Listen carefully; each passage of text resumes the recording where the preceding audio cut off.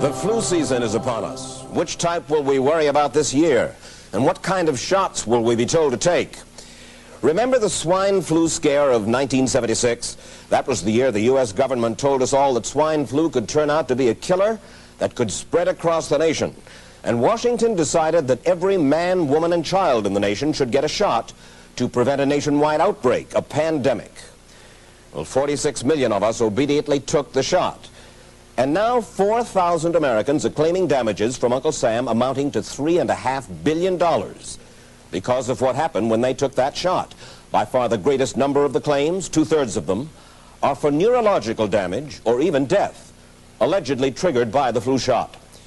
We pick up the story back in 1976 when the threat posed by the swine flu virus seemed very real indeed. This virus was the cause of a pandemic in 1918 and 1919 that resulted in over 500,000 deaths in the United States, as well as 20 million deaths around the world. See how easy it is to... Thus, the U.S. government's publicity machine was cranked into action to urge all America to protect itself against the swine flu menace. Influenza is serious business. During major flu epidemics, millions of people are sick and thousands die. Well, this year you can get protection. The vaccines are safe, easy to take, and they can protect you against flu. So roll up your sleeve. Protect yourself. One of those who did roll up her sleeve was Judy Roberts. She was perfectly healthy, an active woman, when in November of 1976, she took her shot. 2 weeks later, she says, she began to feel a numbness starting up her legs. I joked about it at that time. I said, I'll be numb to the knees by Friday if this keeps up. By the following week, I was totally paralyzed. So completely paralyzed, in fact, that they had to operate on her to enable her to breathe. And for 6 months, Judy Roberts was a quadriplegic. The diagnosis? A neurological disorder called Guillain-Barré syndrome, GBS for short. These neurological diseases are little understood. They affect people in different ways. As you can see in these home movies taken by a friend, Judy Roberts' paralysis confined her mostly to a wheelchair for over a year. But this disease can even kill. Indeed, there are 300 claims now pending from the families of GBS victims who died, allegedly as a result of the swine flu shot. In other GBS victims, the crippling effects diminish and all but disappear. But for Judy Roberts, progress back to good health has been painful and partial. Now, I noticed that your smile, Judy, is a little bit constricted. Yes, it is. Is it different from what it used to be? Very different. I have a greatly decreased mobility in my lips. And I can't drink through a straw on the right-hand side. I can't blow out birthday candles. I don't whistle anymore, for which my husband is grateful. It may be a little difficult for you to answer this question, but have you recovered as much as you are going to recover? Yes, this is it. So you will now have a legacy of braces on your legs for the rest of your life? Yes, the weakness in my hands will stay and the leg braces will stay. So Judy Roberts and her husband have filed a claim against the U.S. government. They're asking $12 million, though they don't expect to get nearly that much. Judy, why did you take the flu shot? I'd never taken any other flu shots, but I felt like this was going to be a major epidemic. And the only way to prevent a major epidemic of a really deadly variety of flu was for everybody to be immunized. Where did this so-called deadly variety of flu, where did it first hit back in 1976? It began right here at Fort Dix in New Jersey in January of that year when a number of recruits began to complain of respiratory ailments, something like the common cold. An Army doctor here sent samples of their throat cultures to the New Jersey Public Health Lab to find out just what kind of bug was going around here. One of those samples was from a Private David Lewis who had left his sickbed to go on a forced march.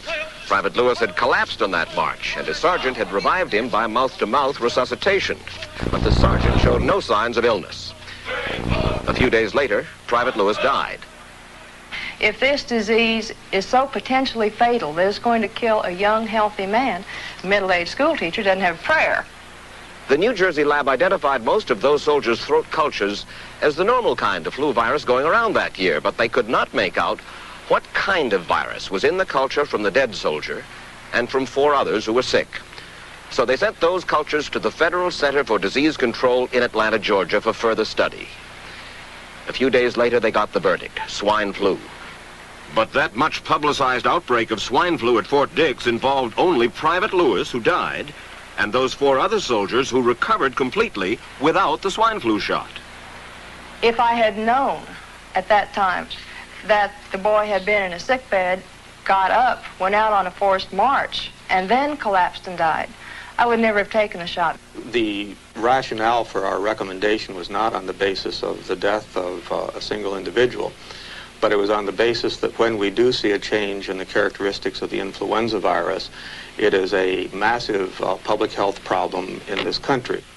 Dr. David Senser, then head of the CDC, the Center for Disease Control in Atlanta, is now in private industry.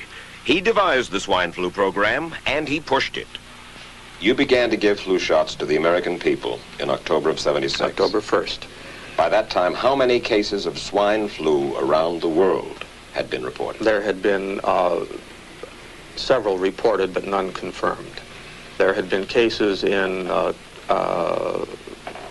Australia that were reported by the press, by the news media. There were cases in... None confirmed. Did you ever uncover any other outbreaks of swine flu anywhere in the world? No. Now, nearly everyone was to receive the shot in a public health facility where a doctor might not be present. Therefore, it was up to the CDC to come up with some kind of official consent form, giving the public all the information it needed about the swine flu shot. This form stated that the swine flu vaccine had been tested. What it didn't say was that after those tests were completed, the scientists developed another vaccine, and that was the one given to most of the 46 million who took the shot. That vaccine was called X53A.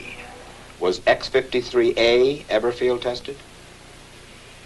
I can't say. I would have to... It wasn't. I don't know. Well, I would think that you're in charge of the program. I would have to check the records. I haven't looked at this in some time. The information form, the consent form, was also supposed to warn people about any risks of serious complications following the shot. But did it? No, I had never heard of any reactions other than a sore arm, fever, this sort of thing. Judy Roberts' husband, Gene, also took the shot. Yes, I looked at that document. I signed it. Nothing on there said I was going to have a heart attack or I get Guillain-Barré, which I never heard of. What if people from the government, from the Center for Disease Control, what if they had indeed known about it? What would be your feeling? They should have told us.